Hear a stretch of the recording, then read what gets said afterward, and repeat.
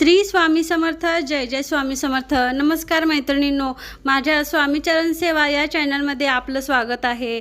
चप्पल चोरीला जाणं शुभ की अशुभ याबद्दल आपण माहिती घेणार आहोत.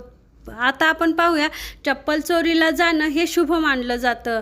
आपल्या घरातील काही वस्तू अगर काही चोरीला गेलं तर ते अशुभ मानलं जातं, कारण यानंतर आपल्या पुढे दुःख, आजारपण, पैशाचा लॉस हे आपल्या पुढे येण्याची शक्यता असते. पण चप्पल चोरीला जाणं हे शुभ मानतात. मंदिरात चप्पल चोरीला गेली तर शुभ संकेत मानले जातात आणि त्याहून ही चप्पल शनिवारी चोरीला गेली तर ते अतिशय शुभ लक्षण आहे. याचा अर्थ असा आहे की आपल्यावर शनी महाराज प्रसन्न झाले आहेत.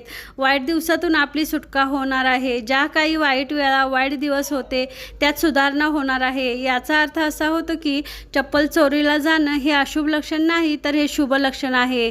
त्यातल्या त्यात देवळात आणि शनिवारी चप्पल चोरीला जाणं हे अतिशय शुभ मानलं जातं. आपली संकटातून मुक्ती होणार असते, वाईट दिवसातून सुटका होणार असते, आजारातून मुक्ती होणार असते. यासाठी चप्पल चोरीला जाणं शुभ मानलं जातं.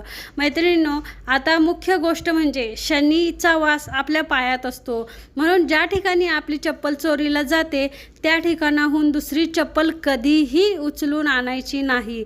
जर तुम्ही हे केले तर या उलट आपल्याबरोबर होते. आपल्याबरोबर आजारपण, दारिद्र्य, आर्थिक संकट येण्याची शक्यता असते.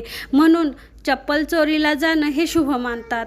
जरी नवीन घेतलेली चप्पल जरी चोरीला गेली तरी निराश न होता, त्या 150-200 रुपयासाठी मन न तळमळवता आपल्या मागची दारिद्र्यता, साडेसाती गेली, पिढा गेली आणि म्हणावं.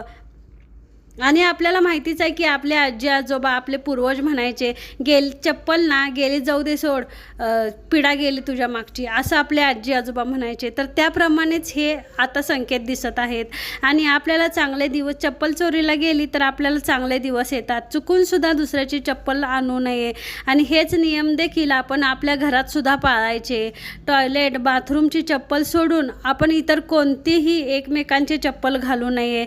एकमेकांच्या चप्पल अजिबात घालायच्या नाहीत. ती पायामध्ये निगेटिव्ह ऊर्जा असतात.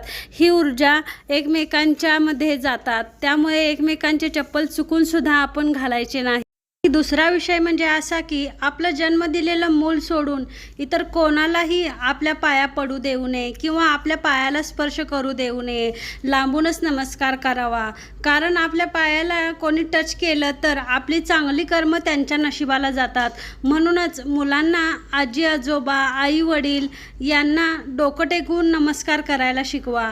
आणि महत्त्वाचं म्हणजे पायावर डोकं टेकवायचं नाही, त्याच्या पायांच्या समोर जमिनीवर डोकं ठेवायचं. आणि आपले आई वडील जे आहेत त्यांना फक्त त्यांच्या अंगठ्याला स्पर्श करून नमस्कार करायचा. आपले आई वडील, आजी आजोबा, गुरु यांच्या अंगठ्याला स्पर्श करून नमस्कार करावा. पण बाकी कोणत्याही माणसांना नमस्कार करताना पायाला स्पर्श करू नये. त्यांच्यासमोर उभारून त्यांच्या पायाच्या समोरच्या जमिनीवर स्पर्श करावा आणि मग नमस्कार करावा. म्हणजे आपल्यात त्यांची कोणतीही निगेटिव्ह ऊर्जा आपल्या शरीरात येणार नाही. तसेच आपण नेहमी पॉझिटिव्ह राहू. लोकांच्या निगेटिव्ह ऊर्जा आपल्यात येणार नाहीत.